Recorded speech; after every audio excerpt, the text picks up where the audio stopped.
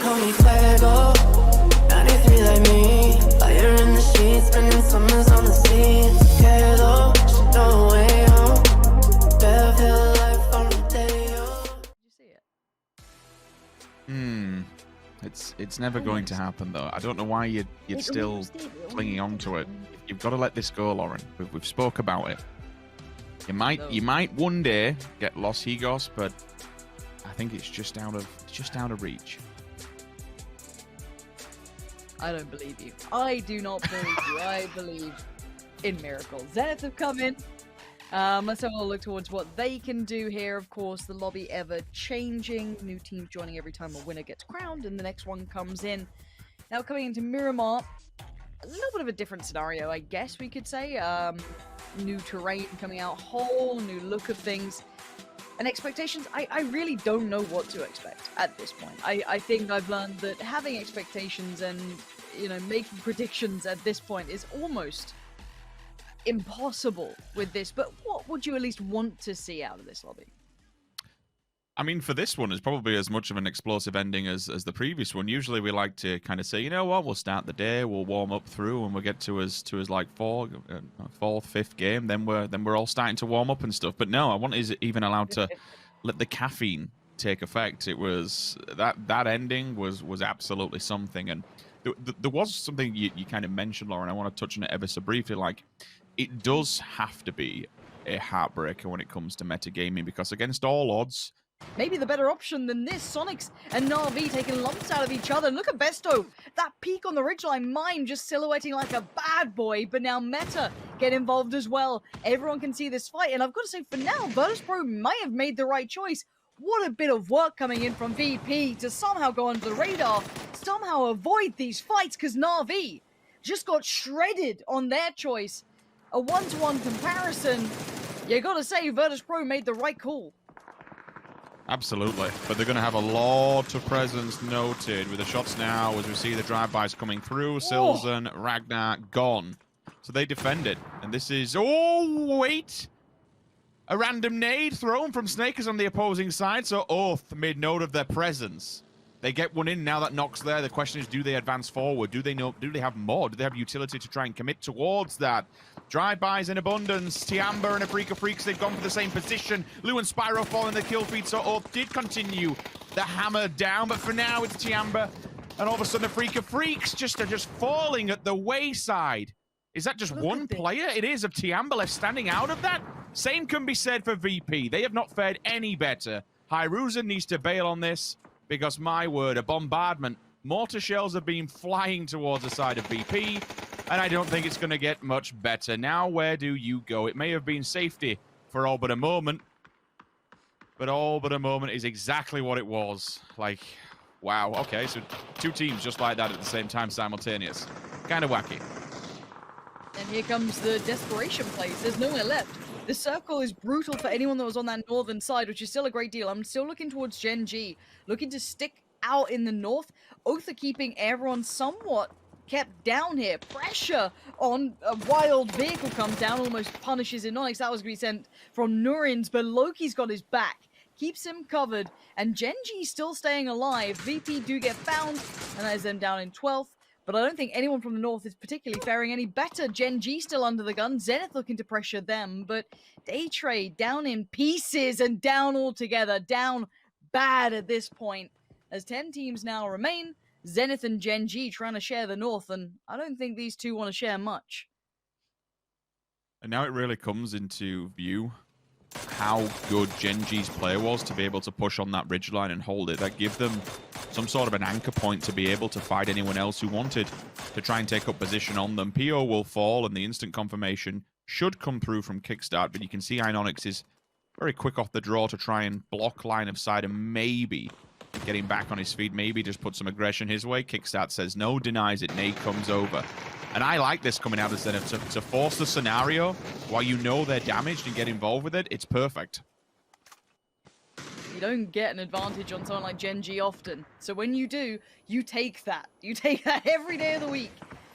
About 8 seconds out from circle update now. Keep that in mind. Things are about to get dicey. The southeastern side, the very edge of the circle, is getting the pressure. E36 trying to deal with Petrichor Road, but they are not going down easily. Finally, Pure Boy gets the shot he was desperate for and maybe buys a bit of time, but then look at DXG sweeping on through Fergus to find one. They want another though. Mamu from further afield does find Pure Boy. That's going to be E36 gone, kind of left in a pinch, and DXG do take good territory here. This ain't bad, all things considered, that circle update.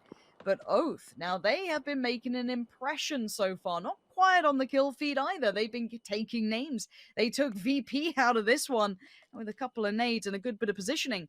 Now Zenith going to start working their way across as well, it looks like, towards the vehicles they get in, and might be heading down towards the south because the circle has moved away. It's gone towards the southern side here. Inonix and Loki, the last two, probably left towards the north. I do still see one up there for Zenith, maybe trying to keep track. As Roth has not yet got to the vehicle, so maybe watching to see what Gen.G do here. Poonage has been banging some shots with that M24. If he can land one onto the side of Oath, then maybe that's the opportunity for them to push and be able to capitalize on the down player. Thankfully for Zenith, they can hold this position just because Oath have committed so much utility previously to remove VP. You would hope and you would guess that most of their lethal utility has now been disbanded. Roth's job is just to kind of hold Gen.G and deny them access across this road. It's very open. You can see Poonage is starting to move into that position to maybe get a quick, cheeky view, but those shots are not from Gen.G. Those shots are from Oath. An angle has been found, an even better one from DXG. Long K finds him. So the marksman, the sniper, the potential point guy to make something happen has gone down, and it's not getting any better as Roth, who attempts to go for the res, also falls victim to Long K at distance. Oh, 8 teams. Long K still trying to spam away. I'm seeing nades. You're right, they are. They're coming out, and these nades were good before. Virtus Pro's corpses lay down here. They know the distance. They know where to go. The molly is perfect. Say goodnight. Oath wipe out Zenith and once again maintain position. 4 still standing as well. They are in prime position to do exceedingly well this game. Make their way through to the weekend, but there's still Gen.G. There's still T1. There's still DA. There's still plenty of problems, and Gen.G proving how much of a problem they can be. How can 2 players do this? That is too damn good, man. 10 kills comes out from the side of Oath Infantry. They will fall, and DA and Infantry have basically just been kicking each other while they're down since the very start of this game. Marco was the first to kind of open up on some of the players, and once again they find themselves within one another over by the middle pack. Oliang, single player, Marco and Metralius. We've actually got a, to be fair, apart from if DXG and Oath go toe-to-toe now, this kind of sets us up for a very interesting game because you're going to have all these solos, all these snakes, all these little 2-man squads who maybe now have a chance. If Oath and DXG fight one another and take away a full 4-man stack, or even just do damage and reduce the players on both sides of it, this really does open it up for everybody on this map. It does, and that fight looks like it's starting. Pack Cap's being called to look this way. I think a couple of shots came down. Balefrost does find Ferguson. You might be spot on. If these two just start taking lumps out of each other, it means that it does open up to those, 2-men squads, the snakes still around here, because, as I said, there's no big 4-man team. But Oath still do have all 4 players. Let's see what they do with this in the vehicles. Rello and Snakers could be the ones to maybe try and get a little mobile with this. And once again, DXG not really finding much luck so far. You can see the pull-up coming out from Oath, or at least the move-up. Maybe not a pull-up. Just adjusting here, getting towards that drop, potentially. Pack Caps finding Fergus.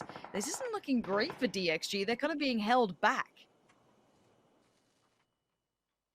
I suppose the better thing is for Oath is that if you DA and Infantry, you don't want to get involved in this just yet. You're in a very weakened position. You'll just chill for now. You'll hold point until they come into very clear vision. I don't know what Gen.G's amount of vision is going to be from their position. I'd assume it's limited. If DXG has any lethal utility, they have to find... Oh, wait, hang on. Hang on a minute! Good nade. Gen.G! If that hadn't bounced to the left-hand side, it would have been formidable. Inonix with a third one. Can the third find its target? It can. He got in the car. Marco, you beast.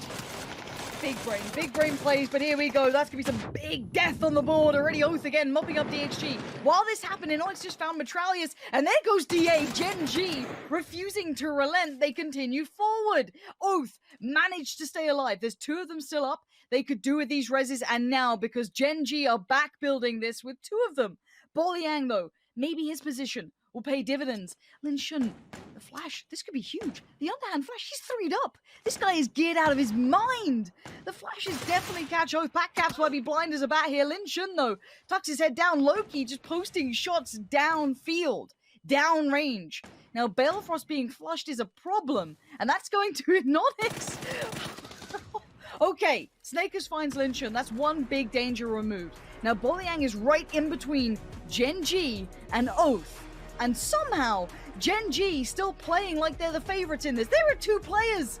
There's no way they should be looking this confident.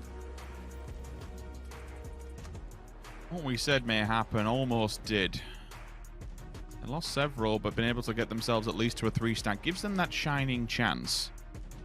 Boliang, are you going to lay here, though? That's the problem. Are you going to lay here and maybe get stepped upon? If you step on Snake, you will get bitten. For Oath, they don't have to come his way. That's the advantage. Oh, they've spotted him. Never mind. If they remove him from player, that's a 2 versus 3. Okay, game on here. GEN.G, what's left in the tank? You've been formidable thus far throughout this game, but your ground to play with is absolutely minuscule. They would have to smoke up, Oath, deny vision, and run at them. Inonix is holding the ridgeline. There is a chance that Loki can slip further forward here. The smokes have kept Oath unable to see this ground. This gets Loki close. Inonix is just saying, look at me. Don't look anywhere else. You pay attention to me. 11 smokes as well for Loki. They're well geared up for this. It's not perfect. The vest is still broken. It's not ideal. No nades here, for example. But Loki's position is slap bang center, and Oath are unaware of this. They may have an inkling, but they have not seen him yet. Can't believe it's worked. They threw the smoke down and they denied their vision, and Loki just belted it. Like, this is the perfect thing. They're working in tandem with one another. And now it's time to creep and peek. Do they know he's here, though? That's the question, Lauren. Now, Inonix is a little tagged up, has to back away for a second. Now he gives away the game. He made enough noise there that they should be on red alert. Now there's a problem. They've got Inonix holding the ridgeline and the back lines. Oath knows where he is, but there's that man missing, Loki. Now his helmet is broken, his vest is broken. The flash comes out, and Loki is keeping them back. One man now. He puts the kind of, I guess, aggressive smokes down. He's going to smoke them off, so when they move forward, it's the white wall, and Inonix re-aggressing, re-peeking. I think GEN.G are playing this better. Oath look a little lost for an answer. Inonix now on the push-up as well. He's going to get towards Loki on this. Snakers, Pat Caps, Rello. They have been doing well so far. But GEN.G have done better in this moment. Oh, this ridgeline's good, though. Snakers on the low ground. This could be huge. Loki, seemingly looking their way, keeping the track on it. Inonix has his back as well. Snakers sees one. That should be a kill all day long. Where's the kill coming? Snakers, he whisks it for just a second. And now there's problems because Pat Caps now comes in. Inonix put into what? A 1v3. He's got the first. Pat Caps goes down. Rello and Snake is still alive. And the smokes are up. Inonix is creeping forward. He's going to move towards Loki here. Going to move past him. Spots out Rello. Spins around on a dime. Sees Snakers. He's in a 1v2 on angles that are not favorable. Surrounded. Snakers should have this. And now Rello gets the flush and looks for more. Inonix watching that ridgeline like a hawk. That pixel peeks up. Pops a shot. Nothing more happens.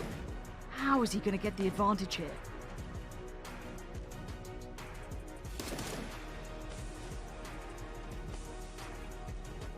He looks again. Oath don't have an answer just yet. No nades to come towards him. Another smoke invested. His last smoke now goes in. Snake is still visible. Inonix peeks again. This man looks just invulnerable. He's still alive and this is creeping in. He's got good damage for only 9 HP. Inonix, the ridgeline, spots out Snakers, but now the damage comes back. 26 HP here. He's still looking. He's still trying to find Rello. He knows there's still someone close to him. He's looking at that smoke. He knows there's a problem still. And on the ridgeline, he finds Rello. He's looking at Snakers. He's 1 HP. He's putting everything into this. Snakers is yet to move. He's hit the deck. He's not surrendering. He's pushing forward on 1 HP. I cannot believe it! He never stopped! He never surrendered! And GEN.G